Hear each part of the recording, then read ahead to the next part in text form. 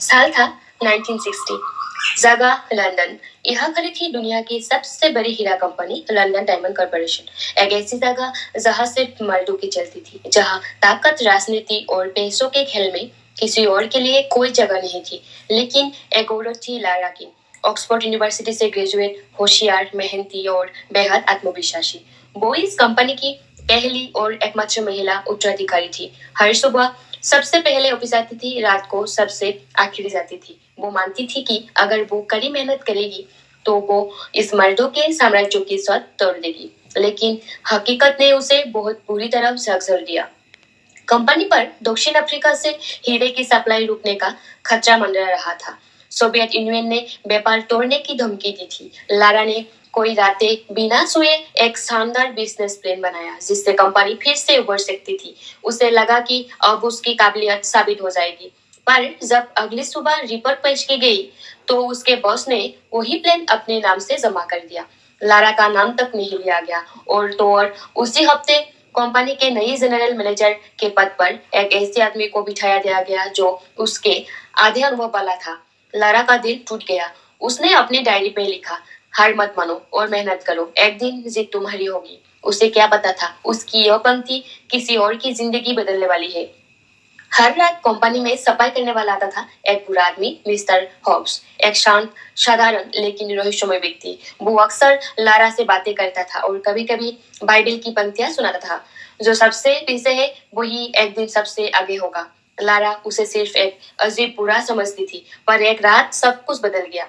Cinema hall के बाहर Hobbs ने उसे रोका और एक लिफाफा थमा दिया। उसमें वही कागज था जिस पर लारा ने लिखा था, हार मत मानो। हॉब्स बोला, कंपनी तुम्हें निकालने वाली है, तुम्हारा प्लान पहले से रिजेक्ट हो चुका है, वो बस वक्त का इंतजार कर रहे हैं। लारा टूट गई थी। 15 साल की मेहनत बस यूं ही खत्म। हब्स ने मुस्कुराते हुए कहा, तो क्यों ना हम कंपनी से कुछ ना ले। सारा चौंक गई, मतलब क्या लेंगे?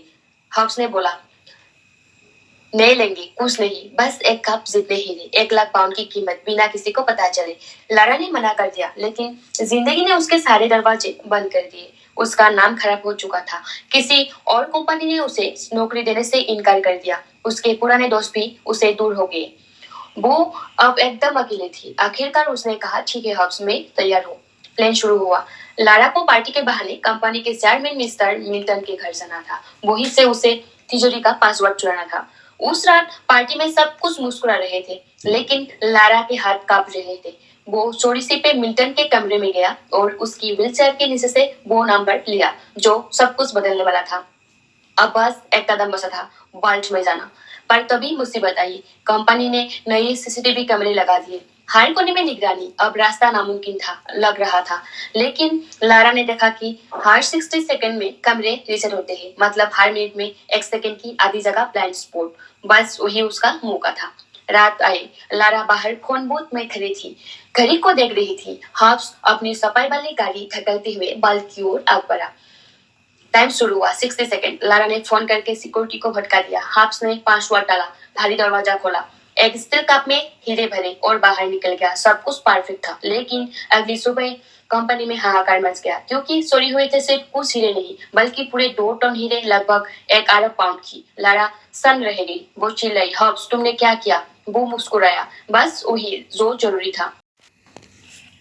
कंपनी में बवाल मच गया। बीमा कंपनी, पुलिस, मीडिया सब जुट गए। एक प्रोफेशनल इन्वेस्टिगेटर मिस्टर फिंच आया, जिसने जल्दी ही लारा और हब्स को शक के घेर में ले लिया। लारा का दिमाग घूम रहा था। वो खुद को बचाने की कोशिश कर रही थी, पर हर सबूत उसी के खिलाफ जा रहा था। उधर हब्स गायब था। लारा ने खुद से कहा, अगर मुझे सच जानना है तो मुझे उसे ढूंढना होगा। वो एक सुराग के पीछे गई। ड्रेनेज सिस्टम में उसे एक छोटा सा हीरा मिला, मतलब हीरे शायद सीवर के रास्ते से बाहर गए थे।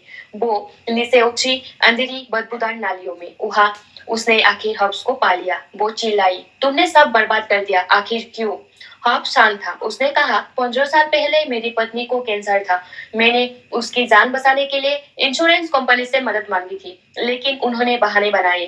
कहा वेडिंग पीरियड खत्म नहीं हुआ, वो मर गए। और उस बीमा कंपनी का मालिक था मिस्टर सिंक्लेयर, वही जो आज लंदन डायमंड का सबसे बड़ा पार्टनर है। लारा की आंखें भर आई। हब्स बोला, मैंने हीरे नहीं चुराए, मैंने इंसाफ लिया। ये सारा प्लान एक बदले की कहानी थी। असल में उसने सारी चोरी की योजना इसलिए बनाई ताकि बिना कंपनी को 1 अरब पाउंड की क्लेम राशि चुकानी पड़े और सिंक्लायर्स पूरी तरह तबाह हो जाए। और ऐसा ही हुआ। सिंक्लायर मीडिया को झूठी बातें फैलाई जिससे कंपनी की चेयरमैन को हार्ट अटैक आ गया। बीमा कंपनी बदनाम हो गई, उन्हें मजबूरन पूरा भुगतान करना पड़ा और उसी के साथ सिंक्लेयर बर्बाद हो गया। हॉब्स ने लारा से कहा, मैंने अपना बदला ले लिया, अब मैं जा रहा हूँ हमेशा के लिए। वो चला गया, कभी किसी ने उसे दोबारा नहीं देखा।